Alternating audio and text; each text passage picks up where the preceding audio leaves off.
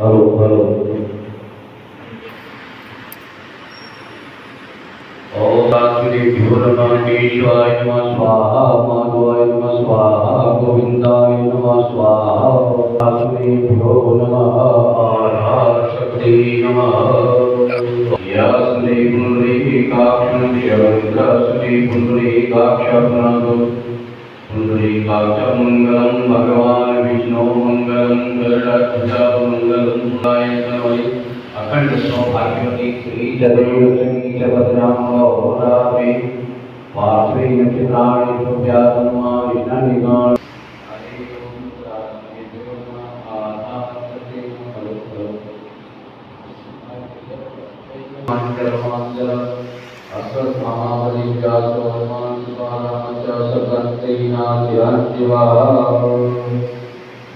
हरि ओम मनसो जातचो चूडाय हरि ओम जयति मंगला काली भद्रकाली प्रभावी दुर्गा क्षमा शिवा दात्री स्वाहा स्वाहा नमस्ते पूर्णताओं की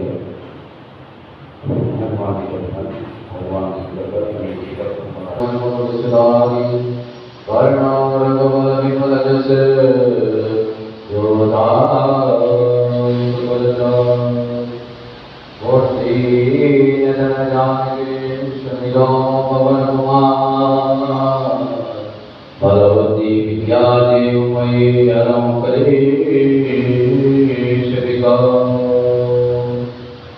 गुरुर्ब्रह्मा गुरुर्विष्णु गुरुर्देवो महेश्वर गुरु साक्षात् परब्रह्म तस्मै श्रीविदं कपितजम्बो भगतारोचनम्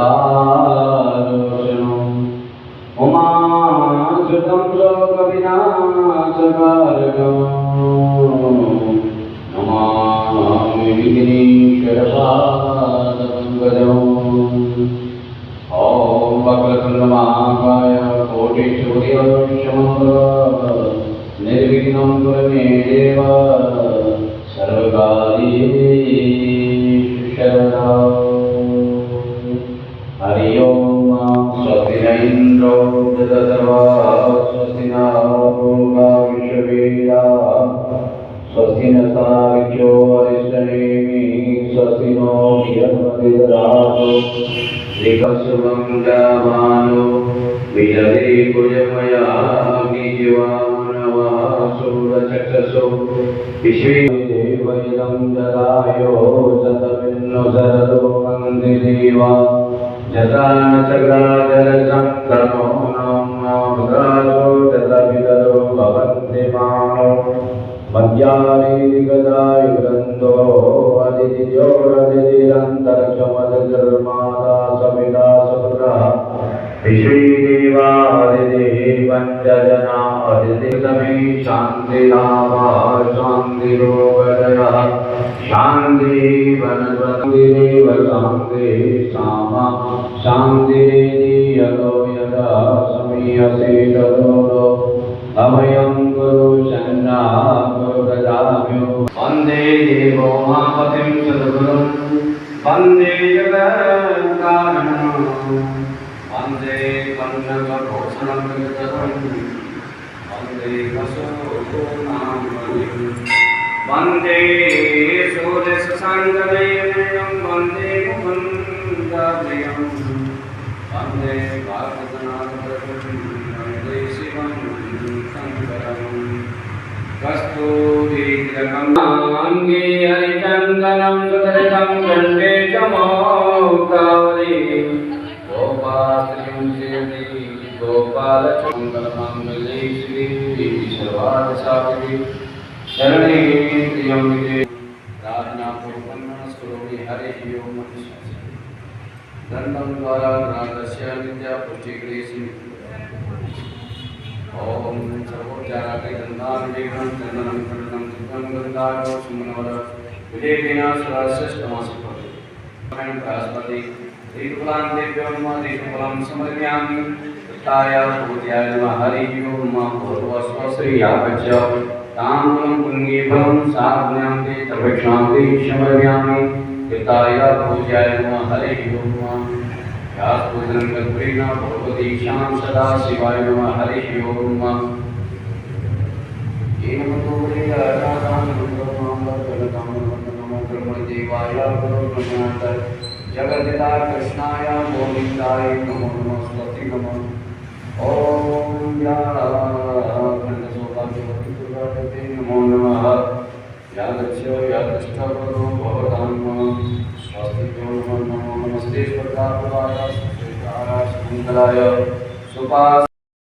और सातवीं बार में संसार से विदाई। इन्हीं तिथियों में आना है, इन्हीं तिथियों में जाना है, इन्हीं बारों में आना, इन्हीं बारों में आना है। तो भगवान भोलेनाथ नारद जी से कहने लगे, कोई अन्य वस्तु है और तथ्यों को जानने वाला है जो सारे, जैसे आप नारद एक बात करेंगे, नीचे नहीं बैठ सकता है, उसके लिए तो बहुत अच्छा कुर्सियां लगी है। जो सामर्थ्यवान है, जैसे बाल केवल जिस प्रकार हम भजन क्या करते हैं गोपनीयता से करते हैं, माला जपते हैं शैली बनी है, वो क्या गोपनीयता है। हम कितनी माला जपी है या कोई भी चुनी कर ले माला करें, माला गोपनीय करते हैं।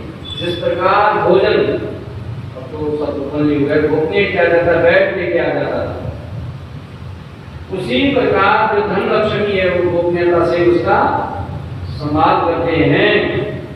तो भोजन की गोपनीयता का जो गुरु ने दीक्षा दी है उस मंत्र को क्या गुप्त रखना चाहिए, उसकी चर्चा अपने अंतःकरण ही में करना चाहिए, उसको बाहर में नहीं बोलना चाहिए। जो गुरु ने आपने ज्ञान दीक्षा दी अंधकार से, जैसे ये सूर्य उजाला दिखाता है, रात को चंद्रमा उजाला दिखाती है, उसी प्रकार की ताकत है। पैसा आपके अकाउंट में है ना, तो हर व्यक्ति को नहीं बताएंगे मेरे खाते में कितना पैसा, आपकी हस्ते वो रक्षा करेगा है।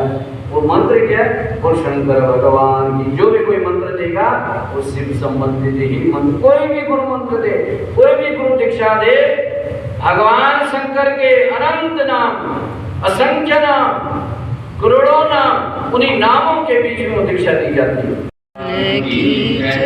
अब यहाँ जो प्रसंग आएगा शिवलिंग, अब आगे आगे जैसे आप नित्य कथा सुनेंगे वैसे कथा का आनंद आएगा।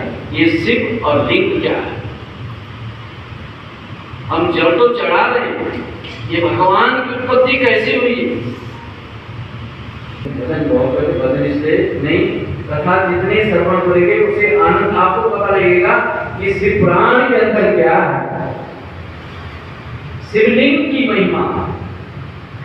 सूर्य जी बोले, जो व्यक्ति श्रावण के महीने, अभी श्रावण का मास चल रहा 28 तारीख को, किसी ने संग्राम से संग्राम होगी,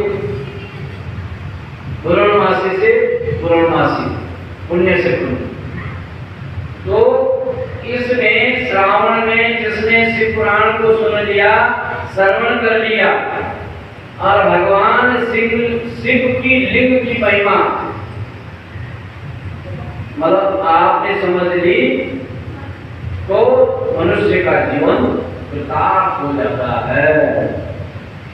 और भगवान शिवलिंग की मूर्ति स्थापित उस विधि विधान से और राजोपचार, पंचोपचार, देशोपचार, एक तो राजोपचार होता है राजाओं के द्वारा, एक पंचोपचार होता है, ये देशोपचार होता है।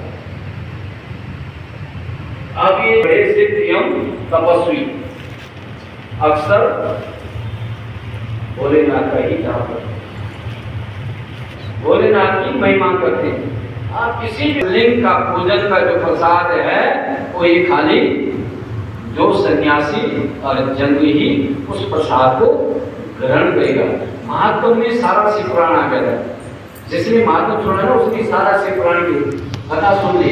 आपने कल महात्मा सुना, उस महात्मा में आएगा कि उस प्रसाद को मान ली, एक संत ही ग्रहण कर सकता है। विष्णु की होती है, कृष्ण की होती है, ये पक्की मानी।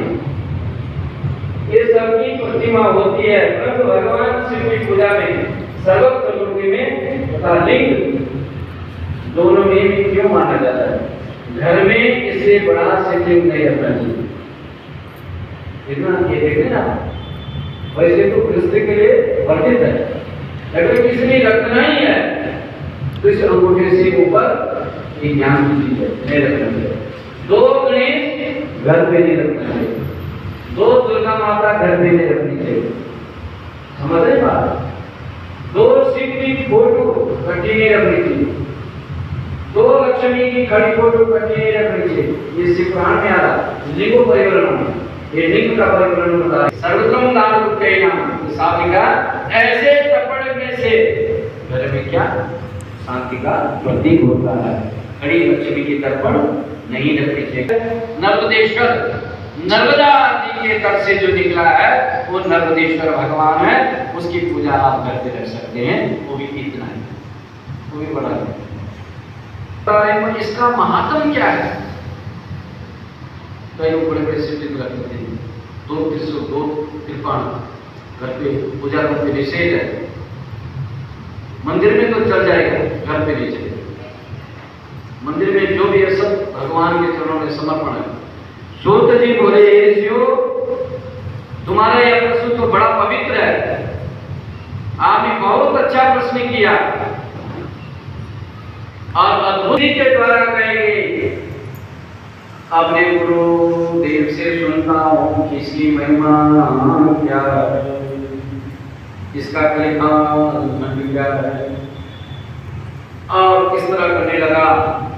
होने से निराकार कहे जाते हैं, भोलेनाथ ही निराकार है, जिसका कोई आकार नहीं। ओंकार बिंदु संयुक्तम कामदम मोक्षदम चेव ओंकाराय नमो। इसमें संयुक्त है,